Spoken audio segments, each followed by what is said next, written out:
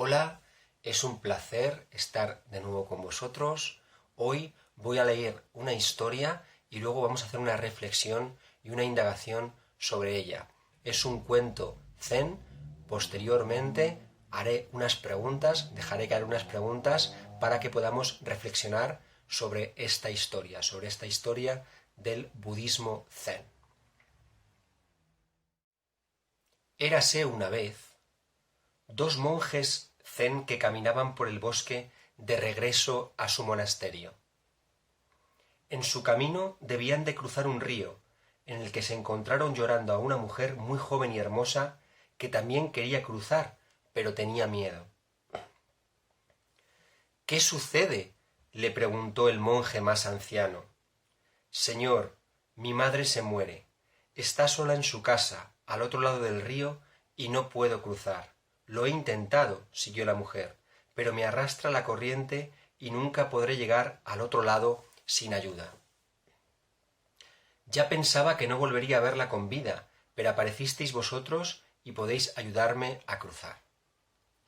Ojalá pudiéramos ayudarte, se lamentó el monje más joven, pero el único modo posible sería cargarte sobre nuestros hombros a través del río, y nuestros votos de castidad nos prohíben todo contacto con el sexo opuesto. Lo lamento, créame. Yo también lo siento, dijo la mujer, llorando desconsolada. El monje más viejo se puso de rodillas y dijo a la mujer: Sube. La mujer no podía creerlo, pero inmediatamente cogió su hatillo de ropa y montó sobre los hombros del monje. Monje y mujer cruzaron el río con bastante dificultad, seguido por el monje joven. Al llegar a la otra orilla, la mujer descendió y se acercó con la intención de besar las manos del anciano monje en señal de agradecimiento. Está bien, dijo el anciano retirando las manos. Por favor, sigue tu camino.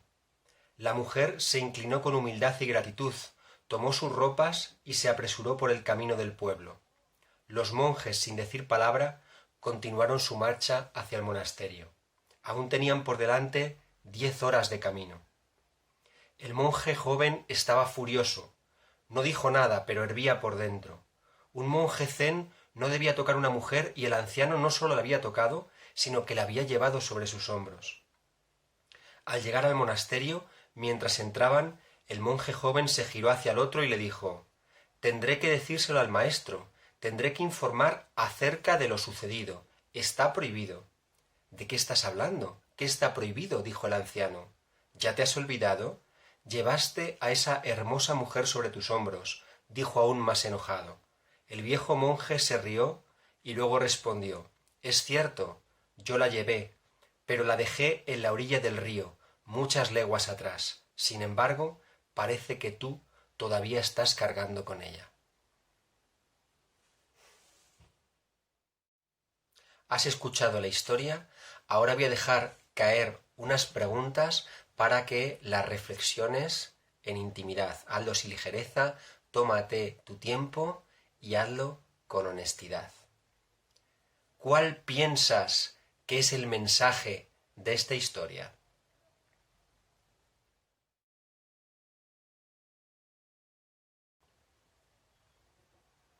¿Cómo valorarías el comportamiento del monje joven?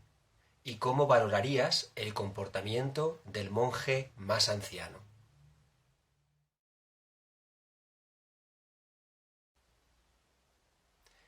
¿Quién de los dos monjes, a tu parecer, hizo realmente bien? ¿Los dos? ¿Ninguno? ¿Solamente uno de ellos?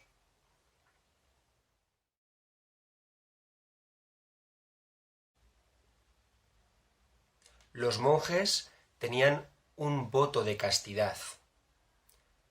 ¿Te parece de peso la razón por la cual el monje anciano rompió su voto?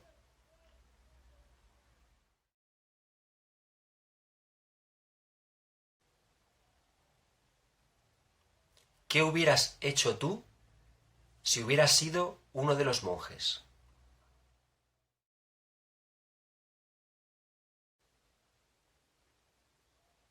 Al final de la historia, el anciano le dice al joven: parece que tú todavía cargas con ella, sigues cargando con ella. ¿Dónde carga con ella el monje más joven?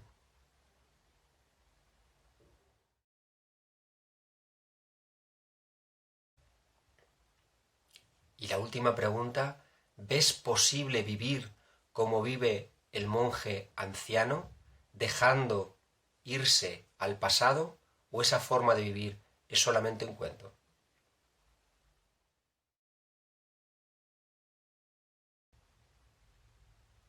En una sesión anterior habíamos tratado una forma muy habitual de sufrimiento, que es la preocupación, la anticipación al futuro, preocuparse por lo que va a pasar o por lo que nos puede pasar. En este cuento tratamos otra forma de sufrimiento que nos remite al pasado, que puede ser la culpa, cuando nos sentimos culpables. Todos sabemos lo que es sentirnos culpables cuando sentimos o pensamos que hemos hecho algo mal, o el reproche y el resentimiento, cuando pensamos que es el otro o sentimos que es el otro el que ha hecho algo mal en el pasado. En este cuento vemos cómo el anciano adopta una perspectiva del presente. Es capaz de ver que lo que ya ha pasado y no tiene existencia, que tuvo su función, que ocurrió, pero que ya no está ocurriendo. Mientras que el monje joven vive cargando sobre sus hombros, sobre su mente, continúa todavía sufriendo aquello que había ocurrido en el pasado y que ya no está ocurriendo. La mujer ya está en la orilla del río, pero él sigue cargándola sobre los hombros de su mente y sigue sufriendo por aquello que pasó, pero no por aquello que no puede sufrir, que es aquello que está pasando, pues ya no hay ninguna mujer, ninguna forma de contacto. Aún así, es cierto que el monje más anciano ha roto su voto de castidad. ¿Significa eso que debamos olvidarnos del pasado, puesto que ya no está sucediendo y no tiene ninguna existencia? Y por lo tanto no sentirnos mal nunca por los errores que cometemos, que pueden hacer daños a otros, o no juzgar y castigar a aquellos que nos hacen daño o que hacen daños a otros. El cuento apunta más bien a que no debemos sufrir determinadas actitudes de la mente, que, como siempre, hay que diferenciar unas que nos hacen sufrir y otras en las que hay vida. Cuando nos sentimos culpables, cuando guardamos rencor, cuando estamos resentidos, nos hacemos daño a nosotros mismos, asumiendo un sufrimiento que nos inmoviliza y que simplemente nos genera malestar, pero que no nos permite realmente responder adecuadamente a la vida.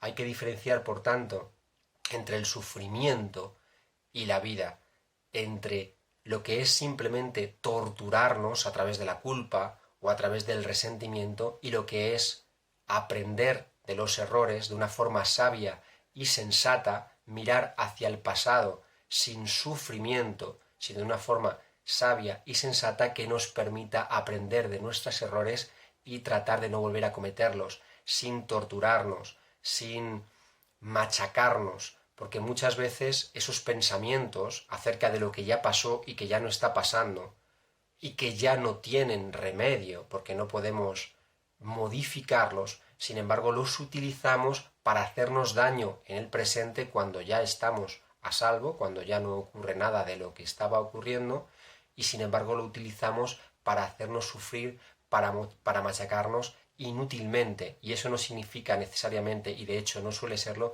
que vayamos a aprender de nuestros errores o que otros vayan a aprender de sus errores, porque al final los errores se siguen cometiendo. Por lo tanto, podemos observar cómo la culpa o el reproche muchas veces no nos ayudan a mejorar nuestra situación, sino que simplemente nos ayudan o contribuyen a que suframos nuestra situación, y que solo mirando desde una perspectiva del presente, desde una perspectiva que mira lo que hay y que no está tan centrada en lo que hubo o en lo que habrá, podemos actuar de manera más saludable y más despierta para responder a la situación sin ese sufrimiento, sin esa constricción emocional que a veces tenemos pensando continuamente en lo que yo he hecho mal o en lo que el otro ha hecho mal. Y simplemente tomar medidas desde la vida, desde la serenidad, desde la sensatez y desde la sabiduría que nos da no estar viviendo continuamente en nuestra mente.